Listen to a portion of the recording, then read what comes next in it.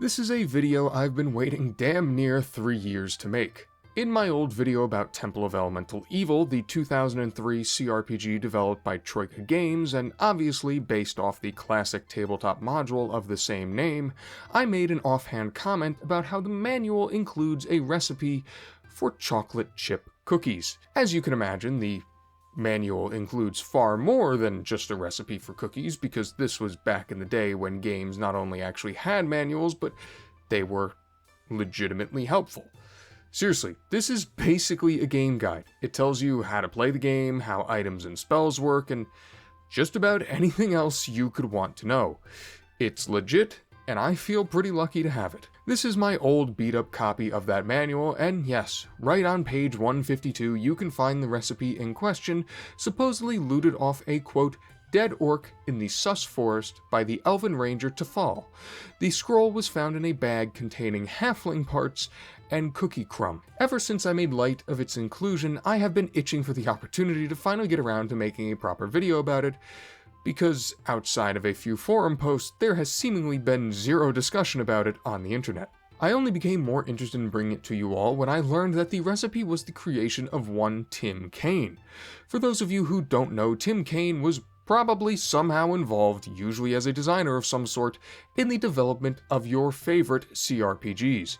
He was a programmer on games like Stonekeep and later Pillars of Eternity, a lead designer for Arcanum and Temple of Elemental Evil, and he just created Fallout.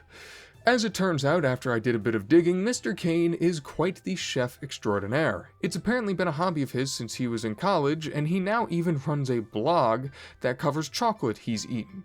And as something that started as a bit of a joke, recipes of his have started to be included in the games he's worked on as Easter eggs, with the first being a recipe for chocolate chip pumpkin muffins in a file for Stonekeep.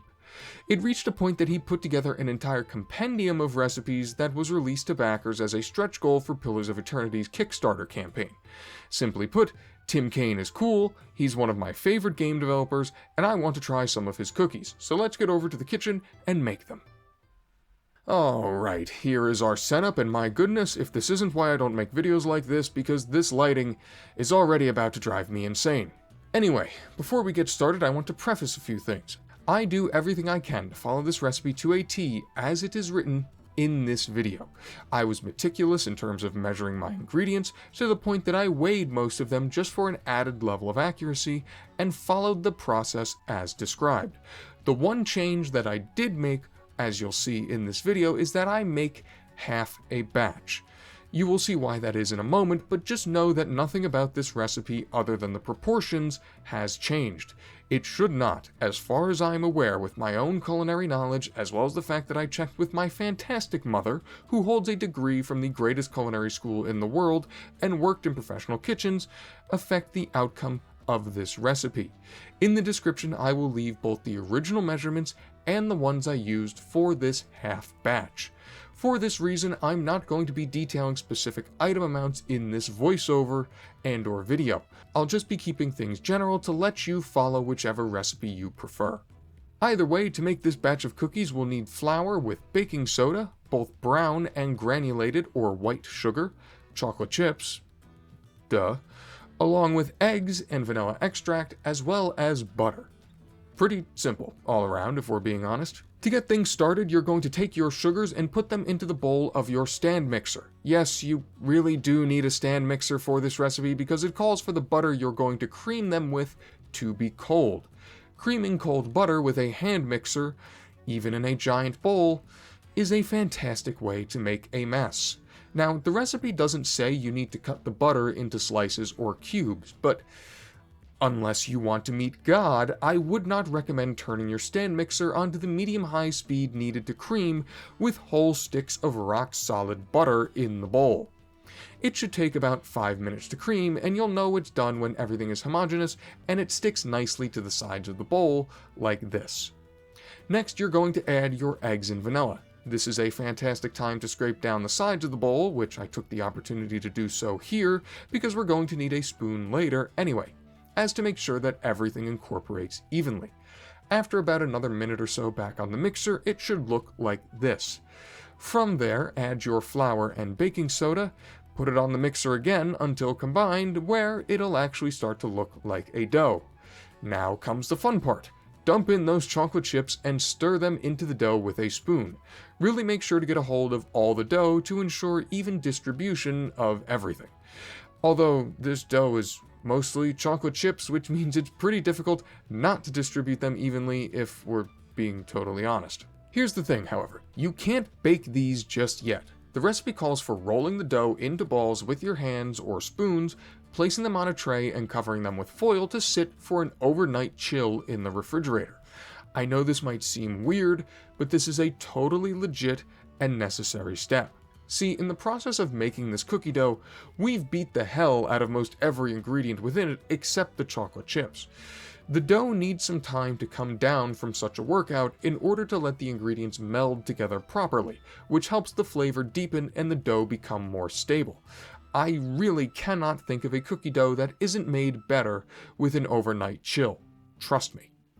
Normally, that would be a problem for a video like this if I hadn't gone ahead and made some trays prior to recording.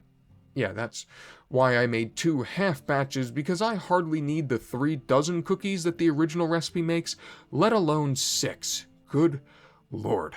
I had the 2 pre-made trays sitting out as I made the dough for you all, as to let them come to room temperature as dictated by the instructions. Now, all I'm doing here is making sure that the dough is shaped really tightly into balls. I skipped this step for the other tray, and I'll show you how those turn out later. But other than that, it's into a 400-degree Fahrenheit oven for 8 to 10 minutes. While that's baking, I want to take the time we've got to wrap up this dough and talk a little bit about this recipe itself. Now, I wouldn't dare beseech the culinary chops of one Mr. CAIN, but there are a few things I find a bit strange about this particular recipe. One, you should just use a cookie scoop. It ensures your dough balls are more uniform, which helps with even baking across all your cookies. You'll see when I pull them out that I have uneven sizes for my cookies because it's really hard to eyeball this stuff. Additionally, I don't think the step of first rolling them into balls and placing them on a tray is really necessary. If anything, it's probably just better to put the entire ball of dough into the fridge and then make the cookies. The marrying of flavors would carry out just the same, and it would also eliminate the step of needing to let them come to room temperature. The time it would take to make the cookies and actually handle the dough would be plenty to help them warm up. That specific step, in my quest to follow the recipe as judiciously as possible, is why I'm baking these cookies on metal pans. I prefer stoneware for cookies, but placing cold stoneware, even with 10 minutes to come up to room temp, into a blazing 400-degree oven is a phenomenal way to shatter them. Additionally, because the oven is so hot, this is probably a good recipe to make use of parchment paper and/or those really stupid silicone mats that you can buy for baking. They're not necessary, obviously, but both of those, due to the way that they sort of impede direct contact with the pan, will help slow down certain browning and help the cookies bake more evenly. Obviously not necessary, but it is something you might want to consider. On the ingredient front, I find the absence of salt a bit odd. Baking soda, also known as sodium bicarbonate, is a salt, of course, but it doesn't flavor in the same way. Then there's the 2 things that really stuck out to me when reviewing the ingredients: the sugar and the chocolate chips. These cookies, plainly, have a lot of sugar in them. Most other chocolate chip cookie recipes of a similar yield usually have something like 1 1/4 or 1 1/2 cups of sugar, oftentimes in equal amounts between granulated and brown. That's the case with the original Toll House cookie recipe that literally invented chocolate chip cookies in 1939. 1 1/2 cups, equal parts granulated and brown. The full batch of these cookies of the gods have a total of 1 3/4 cups of sugar, with the extra 1/4 cup coming from brown sugar. Now, an extra 1/4 cup of sugar might not seem like that big a deal, but it does fundamentally change the way these cookies bake. Because there is more brown sugar, they brown more deeply, getting darker overall while simultaneously retaining extra moisture, which helps keep them soft. Then there is the much more obvious elephant in the room, which is the literal pound plus of chocolate that is jammed into this recipe. Again, most chocolate chip cookie recipes call for anywhere from 1 to 2 cups of chocolate, which would be about 6 to 12 ounces. These cookies call for a whopping 3 cups or 18 ounces. In fact, it seemed to be Mr. CAIN'S goal to put as much chocolate into the recipe as he possibly could, claiming in a video about his cooking on his YouTube channel, which is loaded with awesome videos about game design and stories from his work that you should absolutely check out post-haste. He claimed the original recipe only called for 1 cup and that he at one point attempted to make a batch of these cookies with 3.5 cups of chocolate chips, or 21 ounces, that basically just resulted in the dough falling apart in the oven. We can joke all we want about how there's no such thing as too many chocolate chips in chocolate chip cookies, but there absolutely is. Like, there are only so many chocolate chips that a dough can handle before losing all integrity. Both of those factors are why these cookies, by my estimation at least, bake the way they do. Now, I know. These cookies look burnt on the edges and completely raw in the middle, but watch what happens when they sit on the pan for a bit as instructed.